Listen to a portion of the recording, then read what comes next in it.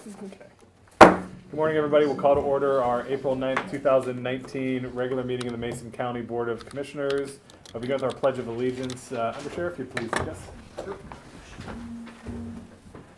I pledge allegiance to the flag of the United States of America and to the republic for which it stands, one nation, under God, indivisible, with liberty and justice for all. Thank you. Reminded of last week's that real Oh, yeah. That was Moving on to item 3, if clerk please take the roll.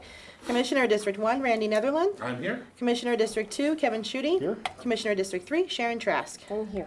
Very good, thank you. Moving on to item number 4, correspondence and organizational business. Item 4.1, if the clerk would please report the correspondence. Mason County District Court Judge George Steele sent in a letter regarding trial court improvement funds. Deborah, last name is unknown, sent a letter on funding for the Thurston Mason Behavioral Health Organization. And Department of the Navy sent in a notice of availability of the Northwest Training and Testing Draft Supplemental Environmental Impact Statement and Public Meeting Announcement. Okay, very good, thank you. Item 4.2, we have a proclamation for National County Government Month. Commissioner Trask? All right, thank you. Whereas Washington's 39 counties serving more than 7 million residents provide essential services to create healthy, safe, and vibrant communities. And whereas counties provide health services, administer justice, keep communities safe, foster economic opportunities, and much more. And whereas Mason County and all counties take pride in our responsibility to protect and enhance the health, welfare, and safety of our residents in efficient and cost-effective ways. And whereas through the Washington State Association of Counties and the National Association of Counties across the nation, counties will be demonstrating how counties deliver services to our residents nationwide. And whereas each year since 1991, the Washington State Association of Counties and the National Association of Counties has encouraged counties across the country to elevate awareness of county responsibilities, programs, and services. And now, therefore, be it resolved that the Board of Mason County Commissioners do hereby proclaim April 2019 as National County Government Month and encourage all county officials, employees, schools, and residents to participate in county government celebration activities. Dated this 9th day of April 2019. Very good, thank you, Commissioner. Appreciate that. And moving on to item 4.3, we have a news release on Mason County Cemetery District 1 vacancy, and I will read that. The Mason County Commissioners are seeking individuals interested in serving on the Mason County Cemetery District 1 Board of Commissioners. Cemetery District 1 manages the Twin Fir Cemetery located in Belfair, Washington, and the individual must be a resident in Cemetery District 1 boundaries. This is a volunteer position, and the appointed person shall serve a 6-year term. For verification of eligibility, please contact the Mason County Auditor's Office, Elections, 427-9670, extension 470. Please send your letter of interest to the Mason County Commissioners at 411 North 5th Street, Shelton, Washington, 98584, or email to dlz@co.mason.wa.us no later than May 10th, 2019. Commissioner, this is up in your neck of the woods. If you have anything else to add. Yeah, they've been holding off for a long time trying to get somebody. They've been trying to recruit and just haven't been able to do it. Just not a lot of people want to be on the cemetery board, but it is very important. It really is, and that's our local cemetery. And if we can't keep the prices and stuff down there, then our people will probably be buried in Bremerton. Very good. Well, hopefully we'll get a good response and get somebody on that board. Very good. And moving on to item number 5, this is our open forum for citizen input. It's an opportunity for members of the public to address the commission on items that are not on today's agenda. If you'd like to come forward, please raise your hand. The chair will recognize you if you come to the podium. Okay, seeing none for public comment, we'll move on to item number 6, which is adoption of today's agenda. Mr. Chair, I move that we adopt today's agenda as written. I'll second. It's been moved and seconded to adopt today's agenda as written. Any discussion? Hearing none, I'll call for the vote. All in favor say aye. Aye. All opposed? Motion carries. Item number 7, approval of minutes. There are no minutes for today, so we'll move on to item number 8, approval of today's action agenda. Commissioners will read through the items on today's action agenda, at which time a member of the public or commissioner can ask questions and have an item removed for a separate discussion and vote. Commissioner Trask, if you'd please read items 8.1 through 3. Commissioner Netherland, 8.4 through 6. And I will take 8.7 through 11. Okay, item 8.1, approval of the resolution selecting the Shelton Mason County Journal as the official county newspaper for publishing certain legal publications. Item 8.2, approval of warrants and treasury electronic remittances. Claims Clearing Fund, warrants number 806337 through 8063521 in the amount of $592,590.60. Treasurer electronic remittance for March 2019 in the amount of $1,328,076.90. Item 8.3, approval of the 2018 extra duty overtime contract between the Mason County Sheriff's Office and the Skokomish Tribe. Mr. Chairman, item number 8.4 reads, approval of the 2019 extra duty overtime contract between the Mason County Sheriff's Office and Lake Cushman Community. Item number 8.5, approval of the 2019 extra duty overtime contract between the Mason County Sheriff's Office and QFC for their drug take-back events. Item number 8.6, approval of the 2019 extra duty overtime contract between the Mason County Sheriff's Office and the Treasure Island Community.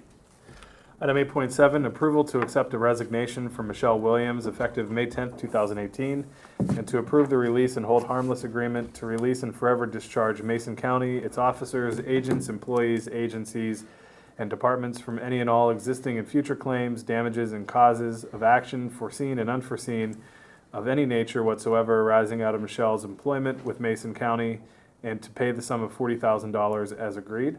Item 8.8, approval to create, post, and fill one full-time equivalency FTE as a lead plans examiner to the Community Services Department. This does increase the department FTE count by 1.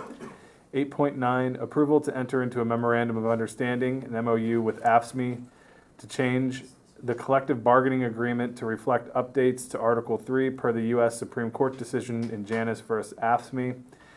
8.10, approval to pay Terry Owen at range 27, step 1 of the non-represented salary range table for out-of-class pay from January 1st, 2019 to June 30th, 2019 for performing duties of a higher classification. And item 8.11, approval to release a request for proposals for affordable housing. Having read through all of the items on today's action agenda, are there any questions or items to be removed from a separate vote from the commission? Yes, Mr. Chair, I would request that we remove item 8.8 for a separate vote. Okay. Anything from you, Commissioner Netherland? Okay, any items from the public to be removed? Okay. We will then remove item 8.8 for a separate discussion and vote. Is there a motion on the remainder? Mr. Chairman, I move for the approval of the action agenda as presented with the exception of item number 8.8 to be removed for a separate vote. I'll second. It's been moved and seconded to approve all the items on today's action agenda with the exception of item 8.8, which is being removed for a separate discussion and vote. Any additional discussion? Hearing none, I'll call for the vote. All in favor say aye. Aye. All opposed? And the motion carries. Takes us to item 8.8, approval to create, post, and fill one full-time equivalency as a lead plans examiner in the Community Services Department. This does increase the department FTE by 1 count. Would ask staff to come forward and brief.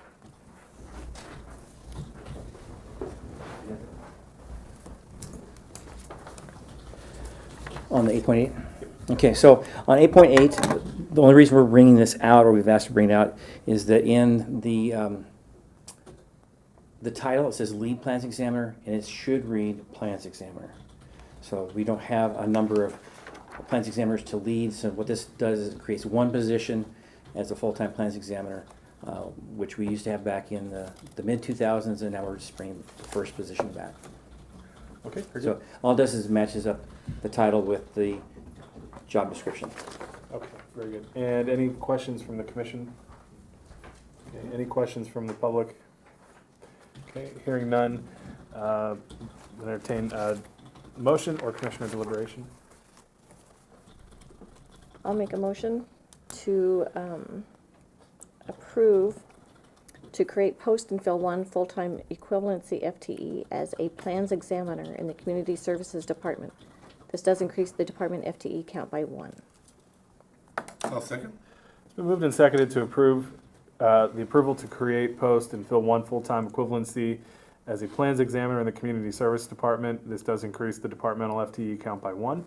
Any additional discussion? Just make a comment that although this is an expansion, it's absolutely necessary. We've been doing so much with so little there. The problem that we're having is, although it usually pays for itself, we don't have enough staff there to do the work so that it could pay for itself. I think this is an investment more than it is anything else. By creating this position, not only will we cut down our times, but then more contractors will come in and put their permits in. As we talked about during our briefings, we have contractors that are openly saying they're just not because the time. So this changes that, so I think it's a good investment. Yeah, I would concur with that.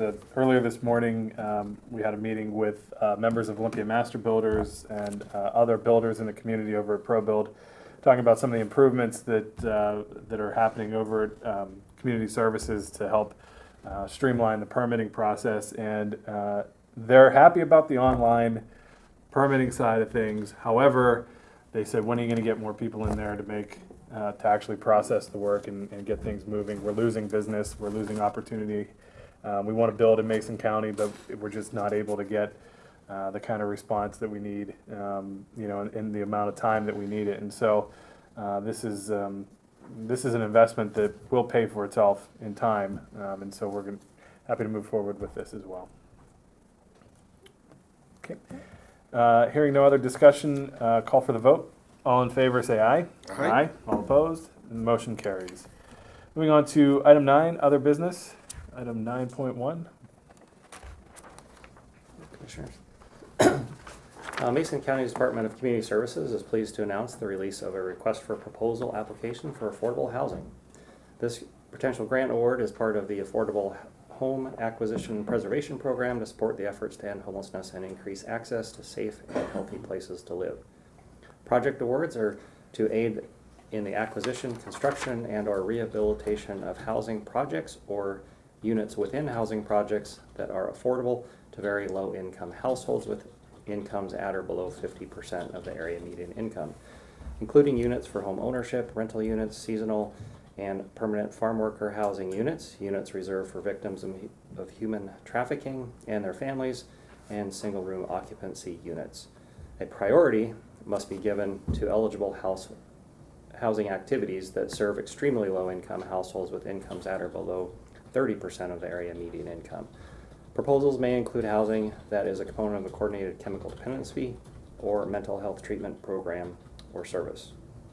The RFP application materials can be found on the Mason County website or by contacting Todd Parker, phone number 360-427-9670, extension 293, or email tparker@co.mason.wa.us. Very good. Thank you, Todd.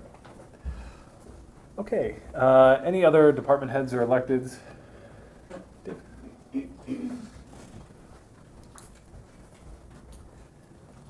Good morning, Commissioners. Dave Wyndham, Mason County Community Services. I have 2 announcements. Actually, they're both public health announcements. So last week, Tobacco 21 was passed through both houses and signed by the governor. So that raises the smoking age to 21 as of January 1st, 2020. And the bill that I was excited about was one we've been working on for 7 years, which was House Bill 1497, which is Foundational Public Health Services. It puts the definition of foundational public health into code. So if you think of it as all the things that public health can do, what's that subset of things that we have to do, and then how do we fund those things? So it includes a provision that requires the Department of Health, when money comes into the state, typically it's gone to the Department of Health and they distribute the funds. Now it requires the Department of Health to get, through consultation with the locals, concurrence before that money is spent, and then the locals and Department of Health go to Office of Finance and Management, get the money, and if we don't agree, then the money goes back to the state. So there's quite a lot of incentive for locals and DOH to actually have some agreement and come up with a good, solid combined plan. So it was a great piece of legislation, and like I said, it's been 7 years in the making. Just a question on Tobacco 21. How are tribal tobacco sales impacted, if at all? They're still negotiating that. And the bill doesn't say anything that I saw. Of course, I didn't follow Tobacco 21 as hard as I was following the FPHS Sure. bill. But I know that was a point of contention between the two because now you have two disparate things happening. Okay, just curious. Okay. Thank you. Okay, any other department heads or electeds? Okay, seeing none, we'll move on to item number 10. We have a public hearing this morning to consider the sale of surplus parcel number 22213-11-60030 on Bucktail View in Belfair. This is continued from March 19th, 2019, and invites staff forward to brief.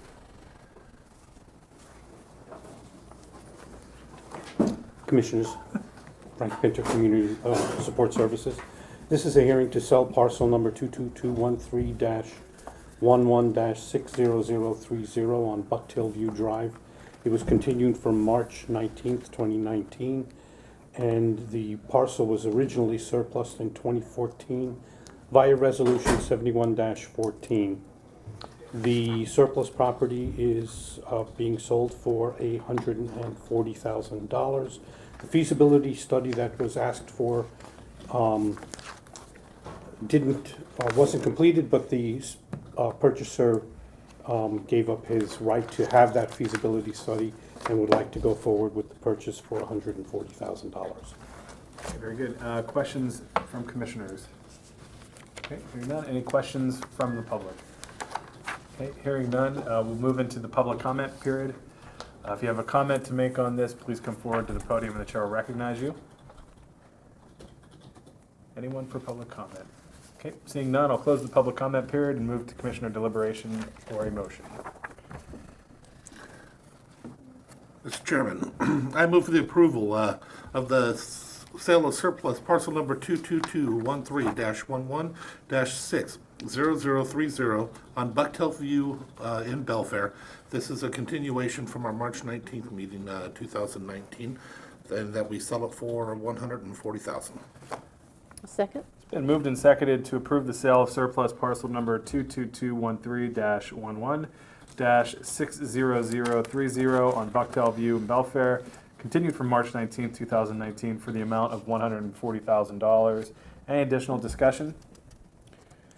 Just thanks to staff for I know this was continued a couple of times. I appreciate the continued effort on that. Hearing no other discussion, I'll call for the vote. All in favor, say aye. Aye. All opposed, and the motion carries. Moving on to item 11, so our board reports and calendar.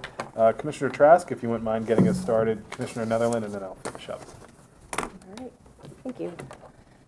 So on Thursday, what a great day on the Hill with Jennifer Barria with the EDC. Able to talk capital budget and about some of the other bills that we were either grieving over or very happy to see. But we had a great meeting. This morning was a great meeting also at what used to be Lumberlands with the builders. That was quite fun. This afternoon, going to the Olympic College for their Spring into Wellness Fair. Tomorrow, I will be in Olympia all day again. There's a voluntary stewardship program training, and then also CRABS, the County Roads Administration Board training. And then later that evening, we'll be in LSC reception. Thursday, I'll be in Olympia again for most of the day with a Turning Point meeting in the afternoon. And Friday, I have a call, and then Friday night, we're going to go see Shrek the Musical put on by the Shelton High School. That should be a lot of fun. And then that brings us back to Monday, which is also tax day. Thanks for the reminder. Commissioner? You're welcome. I'm still thinking about the last thing. Okay, so last week was definitely a short week for me. I spent time with my family. I did have some interactions with the EDC regarding lands and potential investments that we're working on for hotels in the area. Also worked with them in regards to a hotel that we have down in the up in the North Mason region, and I want to give compliments to you and your staff always being there and ready to help us, including all the issues I had this week, again, regarding some of the trash and other issues that people are having. You always seem to step up and find a way to work with us quickly, and that definitely helps when I'm out away with my family, when you guys handle it as quick as you do. So complaints.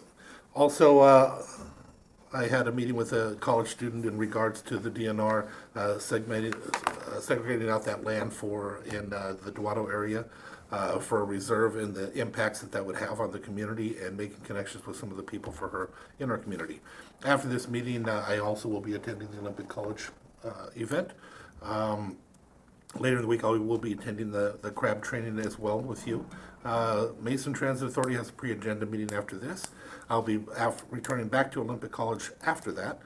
Operation and Maintenance Committee is meeting for MTA. I will be attending a Democrat meeting, let them have an opportunity to talk to me about a letter they just sent us. And EDC meeting will be happening. I will be attending a dinner called a Good Grief Dinner, which is a bunch of our local ladies who have been widowed get together, and they have a dinner. They'll be talking, and we'll be going over some different things there. Mosquito Fleet Winery, I don't know if any of you are going to be there for that event, but I will be there.